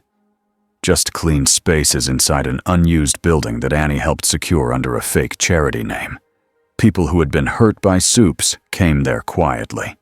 People who were scared came there too. Rimuru healed what he could heal. He listened when he could not heal something. Then he sat at a plain table with a plain pen and wrote notes like a boring office worker. Huey called it the Monster King doing homework. Rimuru called it records. He wrote down dates, names, and what happened. He wrote down when Vought lied. He wrote down when someone refused to help. He wrote down when someone tried, even if they failed. Annie hated how useful it felt. They started calling the place the Embassy, partly as a joke, partly because it was true. It was the only place in the city where power did not come with a price tag. Butcher visited once. He stood in the doorway and didn't go in. He watched a woman leave with her arm bandaged and her eyes dry for the first time in days. He watched Rimuru kneel to talk to a kid at eye level. He watched Huey carry chairs like they were moving into a new apartment. Butcher didn't smile. He didn't soften. He only said, "This ends with someone trying to put you on a leash." Rimuru answered, "Yes." Butcher frowned, like that was the wrong answer. "You're not even annoyed." Rimuru looked up from his papers. "I am annoyed," he said. "I'm just used to problems." Butcher snorted and left. The Tempest-style accord grew from 1 page to 3. Still simple, still plain language. More signatures appeared at the bottom, but not the ones Rimuru wanted most. Nurses signed it. Firefighters signed it. Some city workers signed it. A few low-level soups signed it in secret. No one from Vought signed it. No one from the government signed it. Not publicly. Vought, meanwhile, acted like Rimuru was a weather problem they could manage with the right tools. Stan Edgar watched the public mood like a man watching a battlefield map. He saw the slow shift. Rimuru was not a perfect savior on screen. He didn't smile right. He didn't crack jokes. He didn't beg to be loved, but he was consistent. He showed up when things went wrong. He didn't ask for money. He didn't try to sell anything. That kind of consistency scared Stan more than lasers. So Stan did what he always did. He prepared an offer. And he prepared a backup plan for when the offer failed. Homelander prepared something too, but it wasn't calm. He smiled on television, but his sleep was broken. His temper got shorter. His need for attention got sharper. He watched the rally clip where his arm wouldn't move. He watched it until the screen felt like it was mocking him. He told himself the same thing every time. This world needed him. No one took his stage. No one. The first offer came from Victoria Newman. The invitation was polite. Public safety discussion. Transparency. A path forward. Annie read it twice, then looked at Rimuru like she was watching someone step toward a cliff. "She's not real," Annie said. "Not the way she looks on TV." Rimuru nodded. "I assumed." Huey tried to sound brave. "We don't have to go." Rimuru picked up his pen. He tapped it once on the table, thinking. "If I don't go," he said, "she will speak about me without me. That is worse." Butcher's voice came from the hallway. He had shown up without knocking, like he always did. "She wants to put you in a box." Rimuru looked at him. "Then I will refuse the box." Butcher's eyes narrowed. "And if she makes the box anyway?" Rimuru's face stayed calm. Then I break it. The meeting took place in a clean building with security guards who tried not to stare. Newman greeted Rimuru like he was a guest of honor. She smiled. She shook his hand. Her grip was firm and warm. Her eyes did not match her smile. She led Rimuru, Annie, and Huey into a room with flags and water glasses and a camera team for the record. Newman sat across from Rimuru, posture perfect. "First," she said, "thank you. People are alive because you acted." Annie's jaw tightened. She didn't trust compliments in rooms like this. Rimuru nodded once. "I did what I thought was right." Newman clasped her hands. "And I want to help you keep doing that, legally, safely, with support." Huey leaned forward a little. He wanted to believe her. He hated that he wanted to believe her. Newman slid a folder across the table. "This is a proposal," she said. "A public partnership. You would be recognized as a special asset for national safety. You would assist in soup regulation and crisis response." Annie's eyes flashed. "Asset?" Newman didn't look at Annie. She looked at Rimuru. "Words matter," she said softly. "So do systems. You want rules. I want rules. We can build them." Rimuru opened the folder. The pages were neat. The language was smooth. The structure was a cage made of polite sentences. It gave Rimuru a title. It gave Rimuru a schedule. It gave Rimuru oversight, but only from offices Newman controlled. It also included a clause that allowed temporary detainment under public risk conditions. Rimuru set the folder down. "No," he said. Newman blinked once. Just once. "No?" Rimuru's voice stayed calm. "This is not rules. This is ownership." Newman's smile stayed. "It is accountability." Rimuru met her eyes. "Accountability is shared. This is one-sided." For a moment, the air felt colder. Newman leaned back, still smiling. "I understand you may be cautious. This world is new to you. You don't know who to trust." Huey's stomach dropped. Newman said it like she was being kind, but the words carried a threat. "You are alone here," Rimuru answered simply. "I trust actions." Newman's smile tightened. "Then let's talk about actions." She tapped her folder. "If you refuse a legal path, others will define you. Vought will define you. The media will define you. People will fear you, and frightened people vote for extreme solutions." Annie swallowed. "So that's the stick." Newman looked at Annie now. Her voice stayed warm. "It's reality." Rimuru picked up his own paper and slid it forward. "The Temporary Public Safety Accord." "It is short," Rimuru said. "It protects civilians. It limits power. It includes limits on me." Newman glanced at it like it was a child's drawing. "Cute." Huey flinched at the word. Rimuru didn't.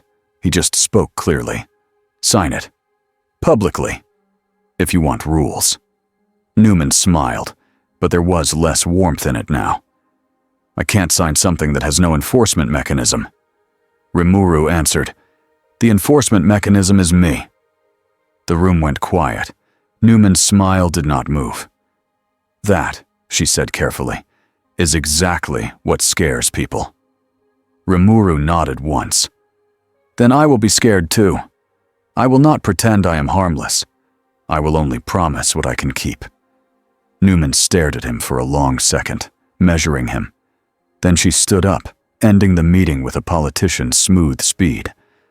"This isn't over," Newman said kindly. Rimuru stood too. "I know." As they walked out, Huey whispered, "You did good." Annie whispered, "She's going to hit back." Rimuru looked ahead. "Yes." And in another room, behind another door, Newman's smile finally dropped. She stared at the paper Rimuru had slid forward. Limits on power. Limits on himself. It looked honest. Newman hated honest things.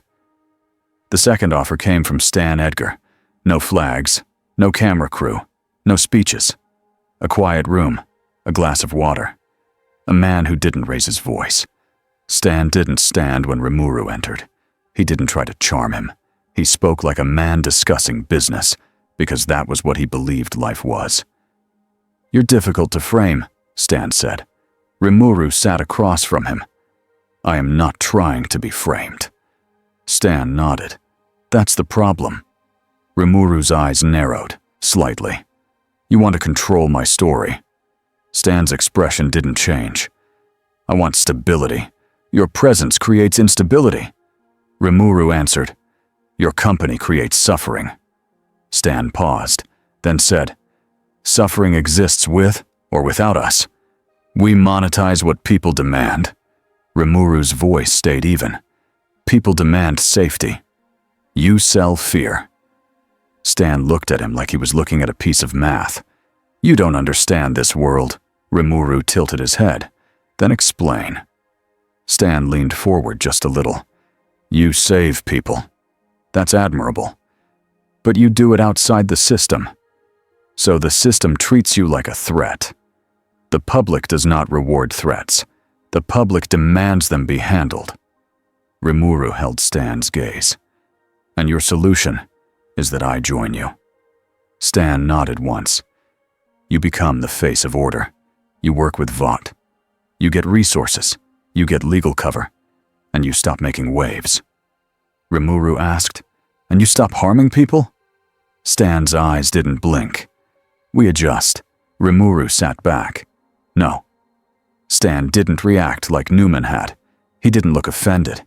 He looked prepared. He picked up his water glass, sipped, and set it down. "Then you choose conflict," Stan said. Rimuru's voice stayed calm. "I choose refusal." Stan's tone stayed flat. "In this country, refusal is treated as aggression." Rimuru answered, "Then your country has a problem." Stan's eyes narrowed slightly, the closest he came to emotion. "I have watched you. You refuse to kill. You refuse to be worshipped. You refuse to be owned." Rimuru waited. Stan continued. "That makes you appear moral. It also makes you predictable." Rimuru's eyes sharpened. "Predictable how?" Stan's voice stayed quiet. "You will always move to protect civilians." Rimuru didn't deny it. "Yes." Stan stood then, slow and controlled. "Then we both know where you will be when the next incident occurs." Rimuru stared at him. "You will create one." Stan looked back at him without shame. "I will manage one." Rimuru rose as well. The air in the room felt heavier. "I will not let you," Rimuru said. Stan's face stayed calm. "You already did. You just don't know it yet." Rimuru left the tower with his mind running fast. Ciel's voice was calm but sharp. "Vortex activity increased during your meeting. Multiple remote nodes. Pattern indicates preparation for a staged barrier event." Rimuru's chest tightened. "A fake Rimuru." "Yes." Rimuru thought of the people he had helped, the fragile trust he had started to build. In this world, trust could be burned down in 1 hour. That night, the fire started. It began on a live broadcast, a Vought charity event in a crowded plaza. Smiling soups, balloons, cameras, children, a perfect stage. A blue barrier suddenly formed around the crowd. People cheered at first. They thought it was part of the show. Then the barrier tightened, not enough to crush people, but enough to trap them. Panic rose fast. A Vought spokesperson shouted into a microphone, voice shaky. "We don't know why it's happening. Rimuru is not responding." Rimuru watched the footage from the embassy room, jaw set. "That's not my barrier," he said. Annie's face went pale. "They're framing you." Huey's hands shook. "How is it even doing that?" Frenchie, on a laptop, whispered, "It is. Like a program mimicking his shape." Ciel spoke inside Rimuru. "Confirmed. Vortex-generated barrier imitation. It lacks your precision. Risk of crowd injury increasing." Rimuru stood. We go now. Butcher stepped into the room, already armed. Told you, he growled. Leash time. They arrived at the plaza in seconds. The crowd was packed tight. People pressed against the blue barrier, screaming. Guards shouted. Drones hovered overhead, broadcasting the fear. Homelander hovered above the scene, cape fluttering, soaking it up like sunlight. He spoke to the cameras with a heroic voice. Everyone stay calm. We will handle this. Rimuru stepped into view. The crowd saw him and screamed louder. Some shouted, "Monster!" Some shouted, "Help!" Homelander's smile sharpened. Look who decided to show up. Rimuru ignored him and lifted his hand. He didn't attack the barrier. He looked for the control source. CL guided him. Signal node located. Beneath the stage. Vortex relay. Rimuru moved, slipping through the chaos. He reached the stage, tore open the floor without harming anyone, and found the metal relay pulsing. He formed a barrier around it, isolating it. The fake barrier around the crowd wobbled. Then it began to crack. Rimuru extended his own barrier, soft and wide, easing the pressure on the trapped people, while the fake one failed safely. He opened corridors. People ran out, stumbling, crying, alive. The cameras caught all of it. Vought's spokesperson shouted, "He's doing something!" Homelander landed in front of Rimuru, blocking the view like he owned the frame. "You did this," Homelander said, loud enough for the mics. "You trapped them." Rimuru met his eyes. "No." Homelander's jaw tightened. "You think you can walk into my world and play hero?" Rimuru's voice stayed calm. "I am not playing." Homelander stepped closer. "People are afraid of you now. You feel it, don't you? They should be afraid." Rimuru could feel it. The fear, the anger, the confusion. He could also feel something else. The fear had been pushed, guided, fed. Someone wanted this. Homelander leaned in, voice lower, still caught by nearby mics. "Here's how it goes. You kneel. You say you're sorry. You tell them I'm in charge. Or I start breaking your little embassy, piece by piece, until you understand." Annie's breath caught. Huey went white. Butcher grinned like he'd been waiting for this exact moment. "Finally," Butcher muttered. "Now, we're talking." He stepped forward and shouted, "Oi, Cape, over here!" Homelander's eyes flicked to Butcher with pure hate. "You!" And then another figure walked out of the shadows behind Butcher. Broad shoulders, hard eyes. A man who looked like old violence made into a person. Soldier Boy. Annie's stomach dropped. "No. No, no," Huey whispered. "You actually got him." Butcher didn't look away from Homelander.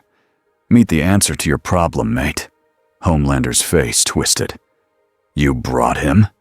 Soldier Boy cracked his neck like he was warming up. "You're still talking too much." Rimuru's eyes narrowed. He understood enough from Annie's reaction and Butcher's grin. This man wasn't here to negotiate. This was Butcher's kind of solution. Fast. Final. Ugly. Rimuru stepped between them. "No," Rimuru said. Butcher's smile vanished. "Move." Rimuru didn't. "If you release that power here, people will die." Butcher snapped. "People die every day because of him." Rimuru's voice stayed steady. "Not today." Homelander laughed, sharp. "Listen to him. The monster wants rules." Rimuru didn't look at Homelander. He looked at Butcher. "I promised limits," Rimuru said, "including limits on you." Butcher's eyes burned. "You don't get to limit me." Rimuru held his gaze. "Then you are no different from them." That hit Butcher like a slap. For a second, Butcher looked like he might lunge at Rimuru. Then Homelander moved first. He shot forward to grab Huey, because Homelander understood leverage better than punching. Rimuru moved faster. A barrier snapped between Homelander and Huey like a door slamming shut. Homelander hit it and snarled. He punched. The barrier held. Homelander's eyes flashed red. Heat vision hammered the barrier. It still held. Rimuru spoke quietly. Not for the cameras now, for the people close enough to hear. "Enough," he said. He didn't strike Homelander like a normal fight. He changed the battlefield. Space folded. A clear corridor formed around Homelander, like a long glass tunnel. It lifted him off the ground and carried him upward, away from the crowd. Homelander roared and hammered the walls.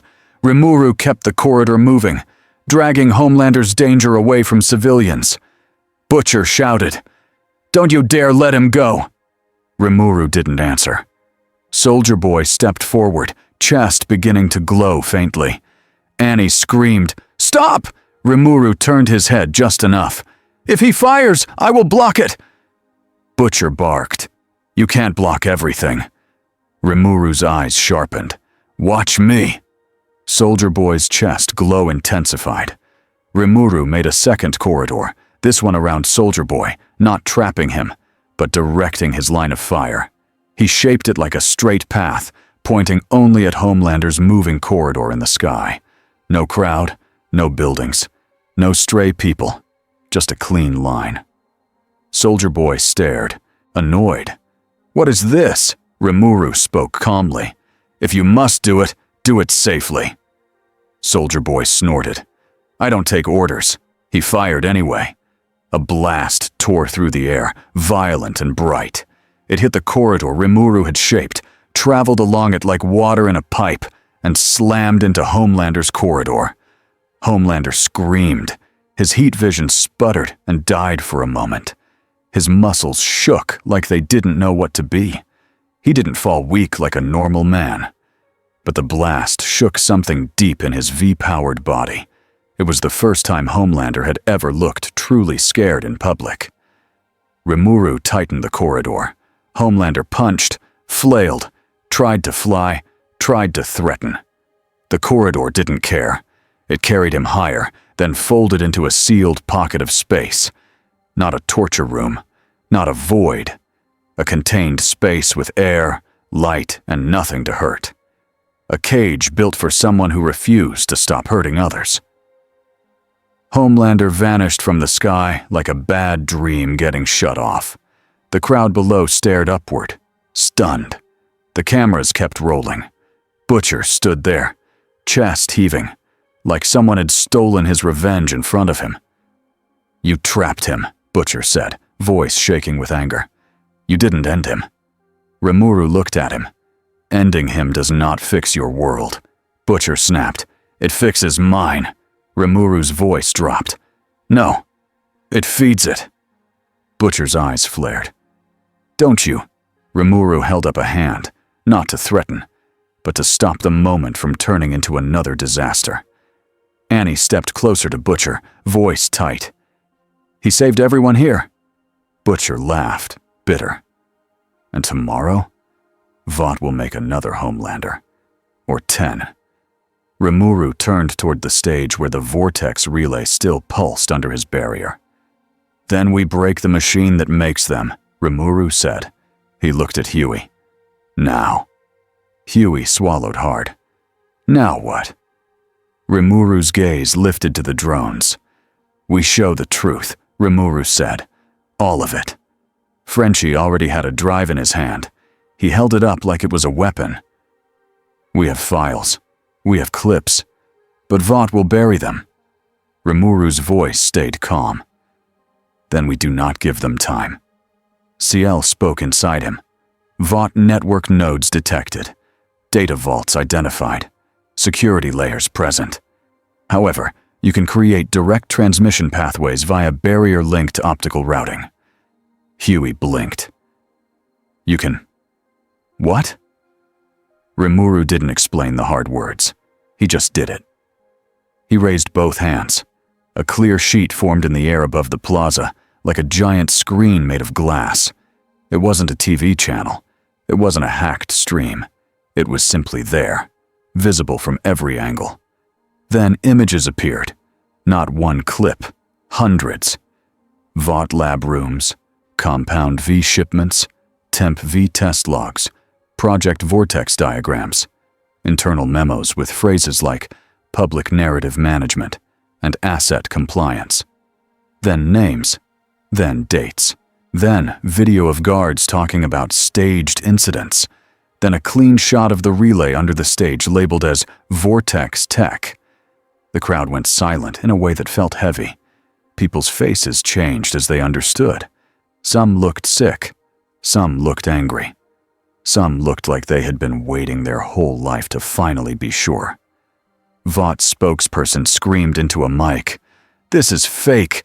This is—" Rimuru spoke, his voice carrying without shouting. "This is record," he said. "This is proof."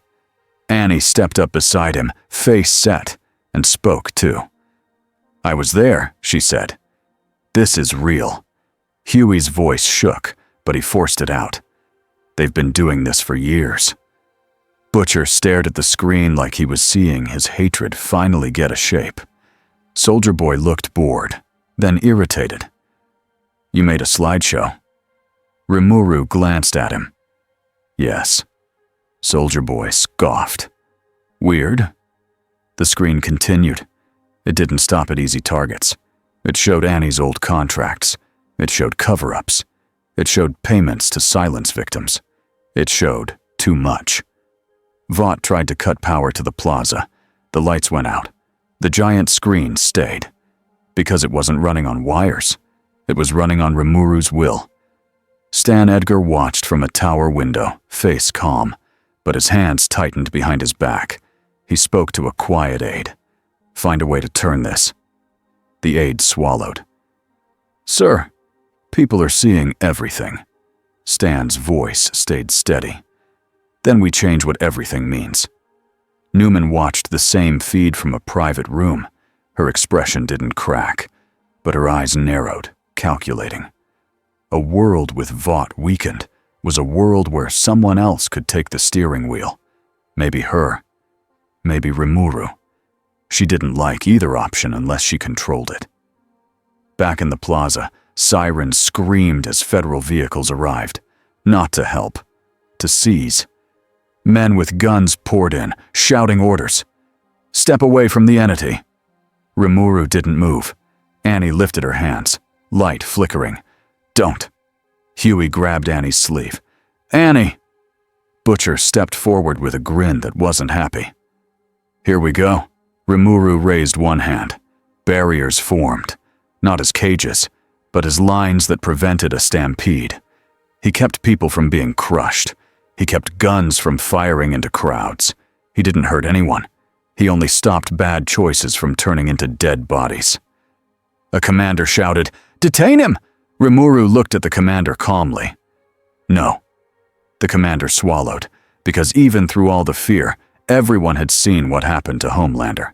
Rimuru kept his voice clear. "Take the evidence," he said. "Investigate. Arrest who harmed civilians. If you try to arrest me for showing truth, you will reveal yourselves." The commander hesitated. That hesitation spread. Because cameras were everywhere, and now cameras were not only Vaught's. People were filming with their own hands. The crowd began to chant, not for Homelander. For truth. For once, the story didn't belong to the company. It belonged to the street. Rimuru lowered his hand slowly. He looked at Annie, Huey, and even Butcher. "This is not finished," Rimuru said. Butcher's eyes stayed hard. "No kidding." Rimuru's expression softened just a little. "But the rules changed today." Days later, the city still felt tense, like it was waiting for the other shoe to drop. Vought didn't vanish. Vought didn't fall in one clean crash. This world didn't work like that. But Vought cracked. Investigations started. Some executives ran. Some got arrested. Some tried to sell secrets to save themselves. The Seven didn't stand together anymore. Without Homelander hovering over them, they looked like what they really were, a brand with a hole in it. Vought channels tried to call Rimuru a terrorist. It didn't land the same way anymore, because too many people had seen the files. They tried to call him a dictator. That didn't land either, because he had written rules that limited himself and then followed them in public. They tried to call him fake. But then people showed up at the embassy with their own stories, their own bruises, their own proof, and the embassy kept its door open. Rimuru's daily routine didn't change much. He still healed people. He still wrote records. He still held short meetings that made Butcher want to scream. But something was different now. When Rimuru walked down a street, some people still flinched. Others nodded. Some whispered, "That's him." Not hero, not monster. Just him. Like he was a fact of the world now. Inside the embassy, Rimuru sat at the table with a pen and a fresh sheet of paper. Annie sat across from him, tired but steady. Huey sat beside her, holding a mug like it was armor. Butcher stood near the doorway again, as if it was his favorite spot, as if he still didn't want to sit at the table with rules. Rimuru wrote a date at the top of the page. Then he wrote, "Meeting notes." Huey sighed. "You're really doing this?" Rimuru nodded. "Yes." Annie rubbed her eyes. "What now?" Rimuru looked up. In his sealed pocket space, Homelander paced like a caged lion, screaming sometimes, quiet sometimes, never truly calm. Rimuru had checked the pocket space daily. Homelander was alive. He had air. He had light. He had water. He did not have an audience, and that was what hurt him most. Rimuru looked back to the table. "We keep people safe," Rimuru said. "We keep records. We do not let the story be stolen again." Butcher snorted. "And when someone comes for him?" He didn't say Homelander's name. He didn't have to. Rimuru's voice stayed calm. "Then we respond." Annie studied Rimuru's face. "Do you ever get tired of being the wall?" Rimuru paused. He thought of his old world, his friends, his nation, the feeling of building something that lasted. He thought of this world, where everything tried to turn into a weapon. "Yes," Rimuru said simply. "I get tired." Huey's voice was small. "Then why stay?"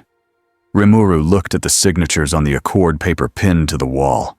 Not famous names, not powerful names, just human names. "I stay because people here did not choose this system," Rimuru said, "and someone has to prove it can change."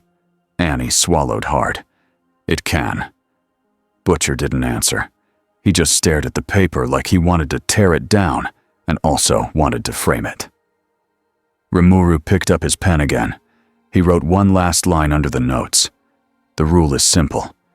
Power does not get to act without consequence. Then he set the pen down and looked out the embassy window. The city was still loud, still messy, still dangerous. But now, in one small building, a different kind of order existed. Not the order of fear, the order of truth written down, signed, and enforced. And the world kept moving, just like it always did. Only now, it moved with one new fact in it. Someone very strong had arrived, and instead of asking to be worshipped, he asked for rules.